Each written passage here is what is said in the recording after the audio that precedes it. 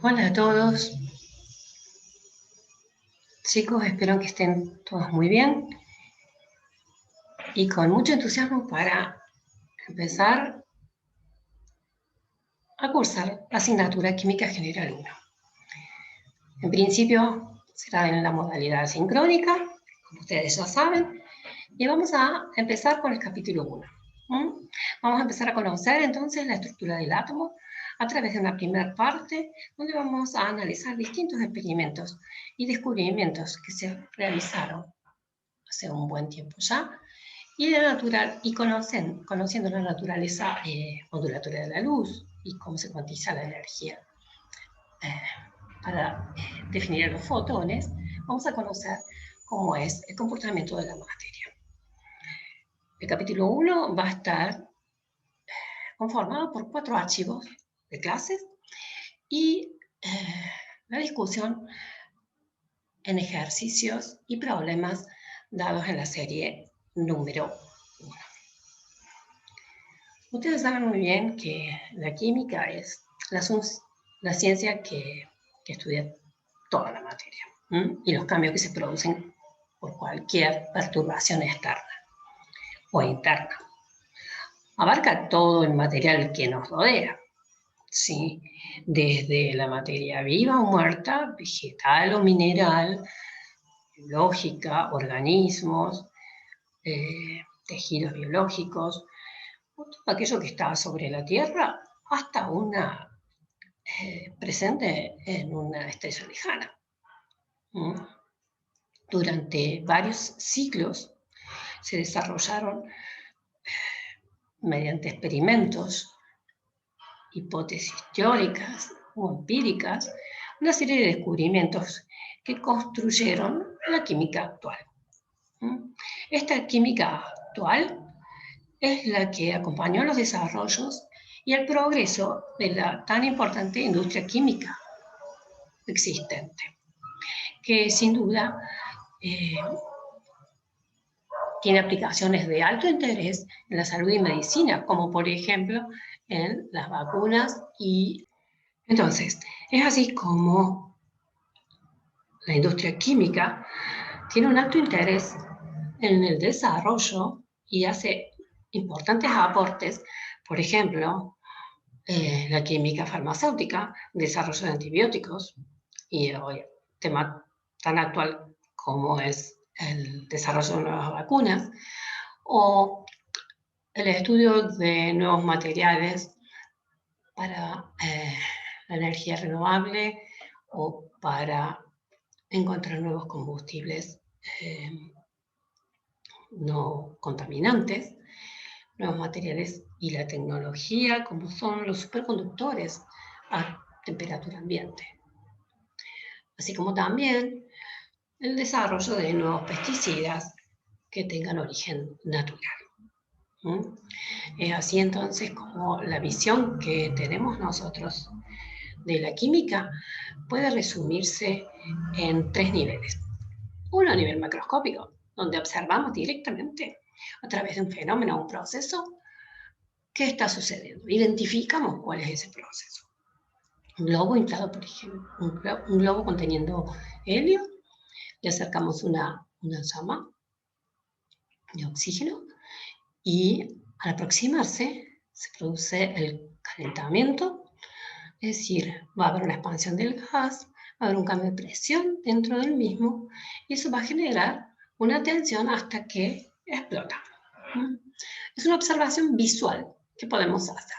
Mientras que el aspecto microscópico de la química solo sería observable a través de alguna herramienta técnica, como sería, por ejemplo, un microscopio o un método óptico para poder distinguir esas partículas. Y finalmente, el nivel simbólico es el que está dado por una expresión que resume el fenómeno químico a través del empleo de símbolos químicos o ecuaciones matemáticas. Símbolos químicos que están definiendo quién es la especie o el elemento, en este caso hidrógeno, 2, la atomicidad y el estado de agregación en el que se encuentra, que está sufriendo este proceso. Es importante que sepamos que el conocimiento de la química engloba los 3 niveles. ¿Okay? Así hablamos de describir lo que sucede en la materia a través de una observación macroscópica. Y para ello debemos conocer entonces cómo está constituida la materia, es decir, a través de quiénes son sus partículas que la componen, para poder dar una explicación al experimento o al resultado obtenido. Algunos de esos experimentos los van a poder hacer en las actividades prácticas programadas para el laboratorio 1. Recordemos entonces que la materia la podemos clasificar según sea su composición y propiedades en mezclas o en sustancias puras. Las sustancias puras las podremos obtener simplemente por descomposición de las mezclas a través de un método físico. Y las mezclas, si tienen la presencia definida de una separación de fase, podrán ser homogéneas, serán heterogéneas, mientras que si no podemos diferenciar esas fases, la mezcla es totalmente homogénea. En el caso de las sustancias puras, según su composición, podemos clasificarla en compuestos que podrán ser separadas en sus elementos puros a través de exclusivamente de métodos químicos. Veamos también que una sustancia pura, por ejemplo, el agua, a través de esta simple representación de las moléculas y su ubicación y distribución en un sólido altamente ordenadas, como sería el cubito de hielo, o en el agua líquida, ya un poquito más separadas, donde la interacción sin duda es diferente, y por supuesto sus propiedades, al extremo donde haya libertad y separación mayor entre las mismas en la fase gaseosa. Esto lo vamos a ver más adelante, entonces, dentro de la misma materia, en la serie de ejercicios 6, 7 y 8. Entonces, las unidades fundamentales de la materia van a estar dadas por los átomos, las moléculas y los iones. La molécula, definida entonces como un agregado de por lo menos 2 átomos, que están unidos por enlaces químicos. Podría ser una molécula de oxígeno 2 o de agua, ¿estamos? Donde tenemos el mismo o elementos distintos. Mientras que un ion es un átomo o un grupo de átomos que tiene una carga neta positiva o negativa. Sería el ion potasio más o el ion amonio más. Bien, ¿cómo surge entonces a través de la historia? Empezar los descubrimientos que conducen al principio de la era de la química moderna, es decir, conociendo un poco más en profundidad qué hay adentro del átomo. Esto se inicia en 1807 con el físico John Dalton, que establece, interpretando resultados de sus experimentos, propone una teoría, una hipótesis, la hipótesis atómica, donde indica que la materia está compuesta por pequeñísimas partículas que las llamó átomos. No las vio, como nosotros no las vemos, simplemente las imaginó. Todos los átomos de un mismo elemento son iguales. O sea, tienen el mismo tamaño, la misma masa y las mismas propiedades químicas. Y en el caso de los compuestos, estos van a estar formados por átomos de más de un elemento, cuya relación entre el número de átomos de los dos elementos distintos es un número entero. Y en una reacción química, esto involucra solo la separación. Se pueden separar, combinarse o reordenarse esos átomos, no produciendo ni mayor masa ni su destrucción. ¿Estamos? Este descubrimiento fue muy importante, fue monumental en ese momento, y con esta teoría se confirmaron varias leyes. Por ejemplo, la ley de proporciones definidas de Proust, donde distintas muestras de un mismo compuesto siempre contienen la misma relación, los mismos elementos y en la misma proporción, 2:1, por ejemplo. La ley de proporciones múltiples también fue confirmada entonces con que dos elementos pueden combinarse para formar más de un compuesto. ¿Cómo sería? A ver, el óxido de nitrógeno, monóxido de nitrógeno, o dióxido de nitrógeno, o tetróxido de dinitrógeno. Son tres compuestos totalmente diferentes, tres gaseosos, pero con propiedades muy diferentes, inclusive algún muy tóxico, donde simplemente la relación estequiométrica entre nitrógeno, átomos de nitrógeno y oxígeno en cada uno de esos compuestos es distinta. La ley de conservación de la masa, por supuesto, donde la materia no se crea ni se destruye. ¿Estamos? Bien. Entonces, a través de esta hipótesis primera que surge, considerando que Dalton estableció que el átomo es una partícula muy pequeñita y que no se puede dividir. Hasta ese momento no se podía dividir. ¿Qué pasó luego? A través de distintos experimentos, como vamos a hacer ahora un rápido seguimiento, véanlos más extensamente y conózcanlos un poquito más en detalle a través de los libros de texto, donde a través de experimentos de rayos catódicos se descubrió la presencia del electrón y su relación carga-masa. O a través del movimiento de gotas de aceite, con Millikan, se estableció la carga del electrón y por lo tanto la masa del electrón quedó definida. Además, a través de experimentos de dispersión de partículas alfa, se pudo localizar espacialmente dónde estaban ubicados los protones dentro del átomo. Vamos a ver entonces cómo a través de esta serie de experimentos se pudo descubrir la presencia del electrón. Esto surge en 1890 mediante estudios de radiación, emisión y transmisión de la energía a través de rayos. Radiación,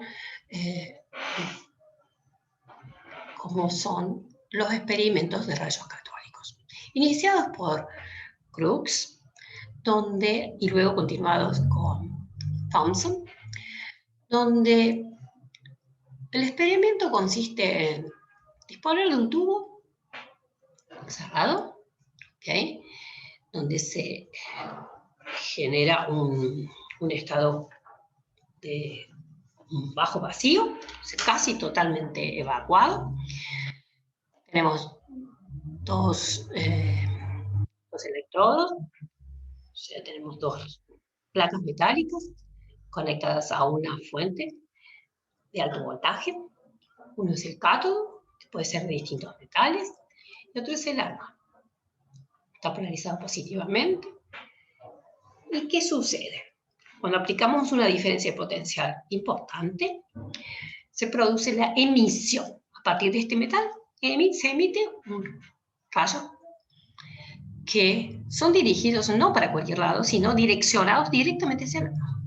Que si este ánodo tiene un orificio aquí, esta radiación, que sin duda es altamente negativa o contiene partículas cargadas negativamente, continúa viaje en este sentido. Tal que detectamos su impacto en un punto en la placa fluorescente que encontramos al final. Si aplicamos distintos campos eléctricos o magnéticos, estas partículas que vemos claramente que están contenidas en los rayos catódicos, pueden ser desviadas hacia un polo o hacia el otro. De esta manera, se definen entonces la presencia de los electrones. ¿Qué sucede en cuanto a disponer de distintos gases dentro de esos tubos? Bueno, en todos ellos se produce la emisión de fluorescencia, es decir, se produce justamente ese impacto donde entonces esas desviaciones son independientes de la naturaleza del gas. Y también, por supuesto, fue establecido a través de distintos metales utilizados como cátodos. Es así como se descubre que los rayos catódicos están formados por partículas cargadas negativamente, que son componentes fundamentales de la materia, o sea, los electrones. En una serie de experimentos que hizo Thomson, observó que el haz se deflectaba por el campo eléctrico. Al aplicar un campo eléctrico, se desviaba el haz hacia el ánodo, o sea, en la dirección del polo positivo. Esa deflexión, a su vez, podía ser mayor o menor y era proporcional a la intensidad, o sea, la cantidad de electrones que tenía, la cantidad de partículas cargadas negativamente. Y a su vez también observó que se deflecta por un campo magnético, de tal manera que pudo establecer entonces la relación carga-masa para el electrón, donde el valor alcanzado es menos 1,76 por 10 a la 8 coulombs por gramo, que es un número bastante grande, ¿sí? Ahora yo quisiera que ustedes analicen este número altamente negativo, ¿de dónde proviene? ¿De que la carga es grande? ¿De que la masa del electrón es muy grande? ¿O ambos a la vez? Véanlo ustedes. Continuando con los experimentos, entonces, Millikan en 1908 realiza un experimento muy particular, donde en un recipiente, que se realizó vacío, dispersa a través de un atomizador, un spray, gotitas de aceite. Dentro de ese recipiente se encuentran dos placas metálicas, las cuales son polarizadas y cargadas, positivamente en este caso, y la de abajo negativa. Él observó a través de, curiosamente, incorporar un visor o una lente objetivo de un microscopio a esta altura, que aquellas gotitas que pasaban el orificio central, ¿sí? ¿Qué sucedía? Sentían, por un lado, la fuerza de gravedad, que hacía que cayeran. Y por el otro lado, si se emitían rayos X, se ionizaban positivamente esas gotitas de aceite y eran desviadas eran conducidas a la placa negativa. Es decir, la gota de aceite cargada permanece inmóvil y es suspendida en el aire por equilibrio entre dos fuerzas, la gravitacional y la electrostática.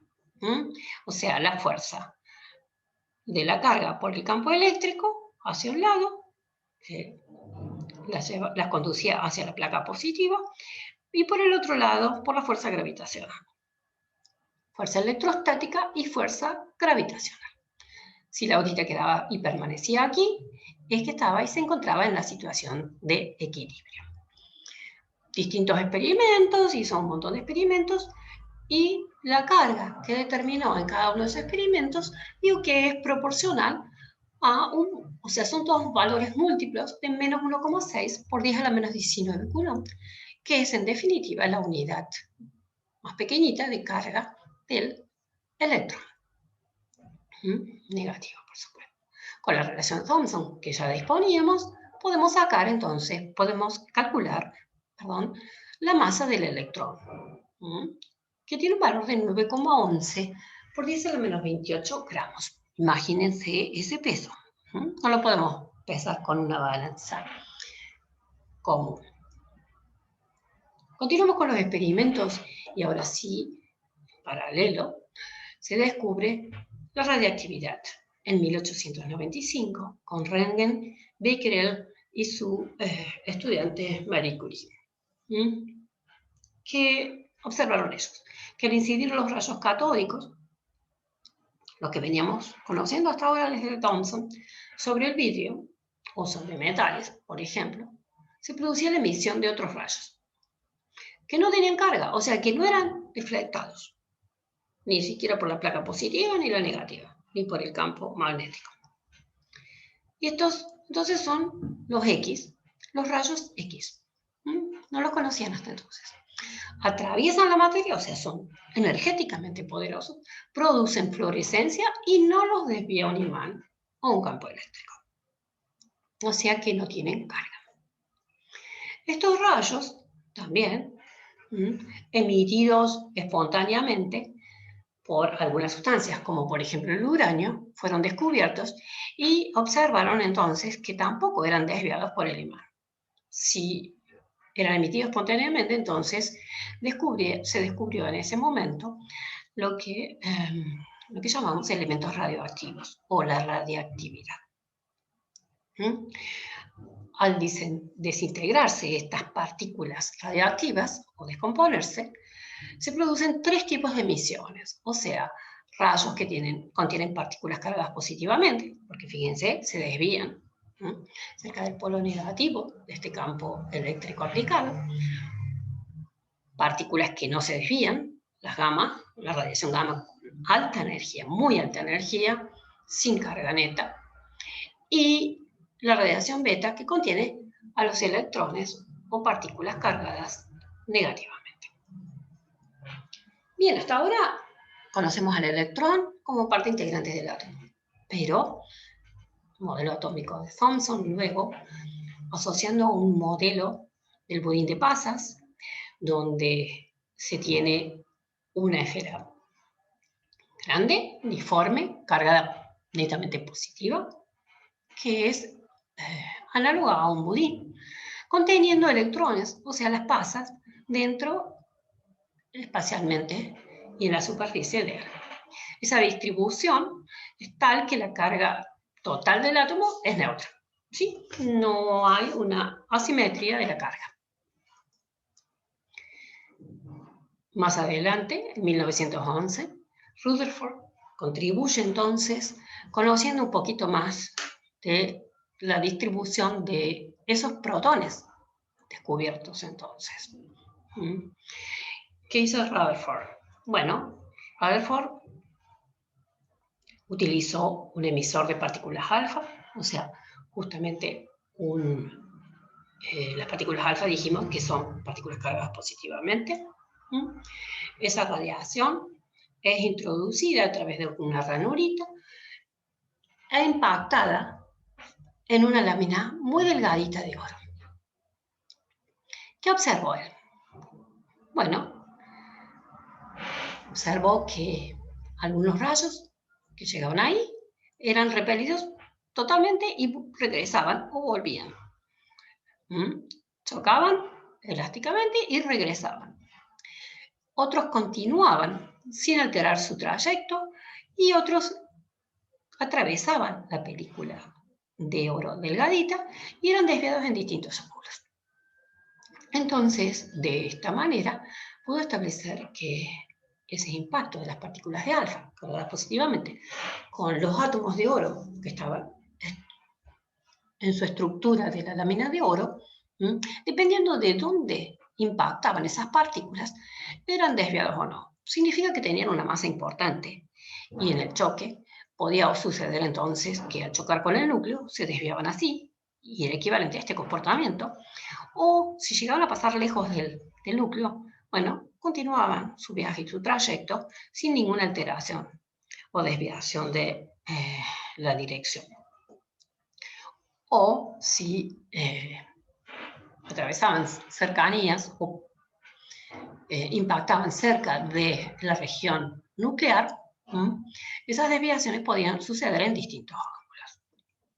De esta manera, descubre la presencia del núcleo, que es positivo, muy pequeñito, muy denso y contiene a los protones. Así, fíjense que el diámetro del núcleo es aproximadamente, ¿sí?, en términos promedios, del orden de 10 a la menos 13 centímetros, para que tengamos una idea de magnitudes, mientras que el diámetro de un átomo común, en promedio, es del orden de 10 a la menos 8 centímetros, y la densidad en el núcleo es de 10 a la 13 gramos por centímetro cúbico. ¿Dónde están los electrones? Y bueno, según ese modelo de budín de pan, también ayudaba a que deberían estar, sin duda, lejos o no concentradamente ubicados ahí cerquita del núcleo. sino que están moviéndose alejados del núcleo, en una distribución diferente.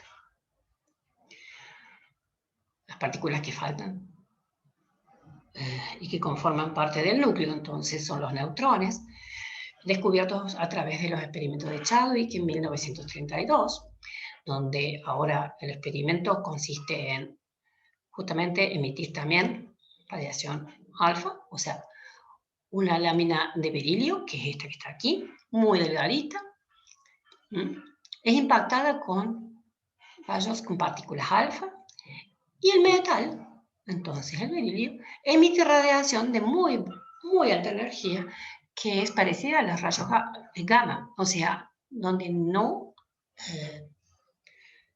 las partículas que lo conforman no tienen carga. Esta radiación gamma, que es neutra, eléctricamente neutra, ¿sí?, no es alterada y es impactada y detectada siempre a través de una pantalla fluorescente. Así es como vemos que existe, además, las partículas neutrones con una masa importante para no ser desviados en este experimento. ¿Okay? Una tablita que resume los valores establecidos en estos experimentos para la masa y carga de las tres especies que constituyen el átomo. Importante destacar entonces que las cargas de protón y electrón son iguales y opuestas, mientras que otro aspecto es la masa del protón y del neutrón, que son más o menos equivalentes, mientras que la del electrón es 1800 veces más pequeña que la de los protones. O sea, en carga están los valores aquí. Bien, es decir, que tenemos una distribución, entonces, centralizada, muy densa, altamente densa, localizada, de alta carga positiva, formando el núcleo y conteniendo a los protones y neutrones, que están ubicados espacialmente allí. Mientras que el tamaño del átomo, en la relación de proporción que dijimos recién, sería este, y donde aquí tenemos probabilidades de encontrar a sus electrones correspondientes que están moviéndose en esa nube más o menos esférica alrededor del núcleo. Pero bueno, eso no es todo. La ciencia avanzó, los experimentos y los descubrimientos continuaron. ¿Sí? Continuaron y actualmente esos descubrimientos llegaron a establecer que los átomos están formados por partículas elementales que son los electrones y los quarks. Los electrones se encuentran en el espacio alrededor del núcleo, con una carga eléctrica -1, como lo dijo Thomson. Mientras que quarks está generado por protones y neutrones, donde las cargas eléctricas fraccionarias son, dependiendo de que tengan una espina hacia arriba o hacia abajo, vamos a tener los up quark o los down quark, donde las cargas son más 2/3 o menos 1/3. En definitiva, la suma de los protones, considerados como los up quarks, y la suma de los down quarks, nos da un valor de +1. La suma de los quarks equivalentes a lo que constituimos o definimos como neutrones es 0. Por lo tanto, estas serían las especies que están incluidas y establecidas como subatómicas dentro del átomo. Bien, ahora quedan una serie de definiciones que quisiera que ustedes revisen de los libros de texto, algunos ya los conocen. Esta revisión es muy importante para la clase siguiente, la clase 2, en donde es importante que recuerden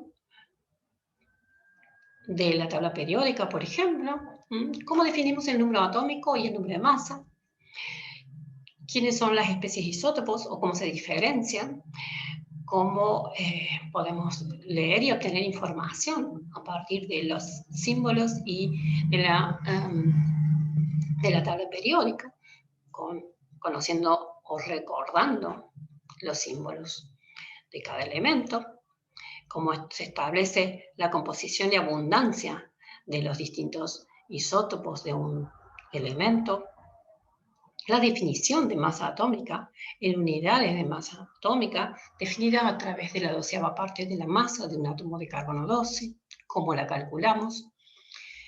Volver a recordar entonces la distribución de los elementos de la tabla periódica, que nos va a ayudar a partir de ahora, y nada más.